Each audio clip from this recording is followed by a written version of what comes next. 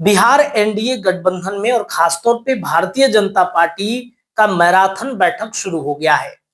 अमित शाह कल देर रात्रि राजधानी पटना में थे और रात के अंधेरे में अमित शाह पटना पहुंचते हैं। नीतीश कुमार से भी उनकी मुलाकात नहीं होती है और आज अमित शाह गोपालगंज के दौरे पर निकल जा चुके हैं और गोपालगंज में लगभग 30 विधानसभा सीटों पर वो समीकरण साधने की तैयारी से गोपालगंज की धरती पर जा रहे हैं और गोपालगंज में पहुंचकर लालू प्रसाद यादव के गृह जिले में पहुंचकर बिहार के जंगल राज की भी चर्चाएं हो सकती है। इसके साथ ही साथ चर्चा ये भी है कि बिहार भारतीय जनता पार्टी का मुख्यमंत्री का चेहरा भी लगभग इस मैराथन बैठक में तय कर लिया गया है। कुछ तस्वीरें आपके स्क्रीन पे हैं, इन तस्वीरों को आप जरा गौर से देखिए, ध्यान से देखिए इन तस्वीरों को। इस तस्वीर में ही वो बिहार के मुख्यमंत्री हैं जो भारतीय जनता पार्टी ने फाइनल किया है। बिहार में दो दो डिप्टी सीएम हैं, विजय सिन्हा और सम्राट चौधरी, और बिहार में लौकुश समीकरण को साधने के लिए नीतीश कुमार की पार्टी जेडीयू ने पिछले 20 सालों में खूब मेहनत किया है और लौकुश समीकरण नीतीश कुमार के साथ हमेशा से रहा है, ये किसी से छुपा नहीं। लेकिन 2024 लोकसभा चुनाव में लौकुश समीकरण में राष्ट्रीय जनता दल ने एक बड़ी सेंधमारी कर दी।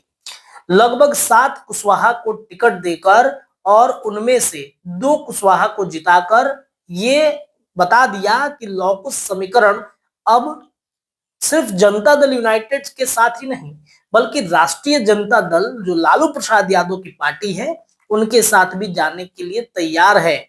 और इस वजह से चर्चाएं काफी तेज हो चुकी हैं कि भारतीय जनता पार्टी ने भी अब अपने पगड़ी वाले नेता को मुख्यमंत्री बनाने की तैयारी कर रही है। हम बात सम्राट चौधरी की कर रहे हैं, हम बात लौकुश समीकरण की कर रहे हैं, हम बात कर रहे हैं योगी मॉडल की, क्योंकि सम्राट चौधरी में योगी मॉडल की चर्चा और उन योगी की छवि बिहार बीजेपी के नेता बताते हैं और दिखाते हैं कि योगी मॉडल अगर कोई है तो सम्राट चौधरी है। और वैसे भी सुशील मोदी के बाद बिहार बीजेपी में सम्राट चौधरी जैसे बड़े नेता और उप मुख्यमंत्री आए हैं जिन पर मतलब नरेंद्र मोदी भी काफी ज्यादा मेहरबान है, अमित शाह भी मेहरबान है, पूरा आरएसएस लॉबी भी सम्राट चौधरी पर मेहरबान है। लेकिन बीजेपी करती कुछ और है, दिखाती कुछ और है। और शायद बिहार में जब विधानसभा का चुनाव होगा, अपना मुख्यमंत्री बनाने की जब बातचीत होगी, तब शायद चेहरा कोई और भी आ सकता है।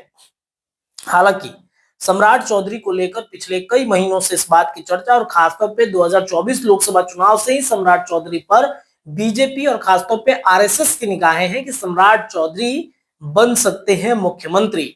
और कल जिस तरीके से सम्राट चौधरी ने स्वागत किया है अमित शाह का, इस स्वागत से अमित शाह काफी ज्यादा प्रभावित भी हुए। हालांकि बिहार बीजेपी के अंदर सम्राट चौधरी की ही चल रही है, सम्राट चौधरी जैसा कहते हैं बीजेपी के नेता वैसा करते हैं और सम्राट चौधरी को मुख्यमंत्री बनाने के लिए एक लॉबी बीजेपी के अंदर काम कर रहा है। और अमित शाह के कार्यक्रम के बाद ये लगभग तय माना जा रहा है कि सम्राट चौधरी ही अगले सीएम बिहार के बनेंगे। हालांकि ये चर्चाएं हैं, बीजेपी हमेशा चौंकाने वाले फैसले लेती रही है, इस बार भी शायद चौंकाएगी बीजेपी। देखते हैं कौन मुख्यमंत्री बनता है कौन नहीं, लेकिन इस बात की तैयारी तो चल रही है कि सम्राट को सीएम बनाया जाए। बीजेपी के कई नेता तैयार होते हैं नहीं होते हैं, आप तैयार होते हैं कि नहीं होते हैं, अपनी राय कमेंट करके। बहुत बहुत शुक्रिया।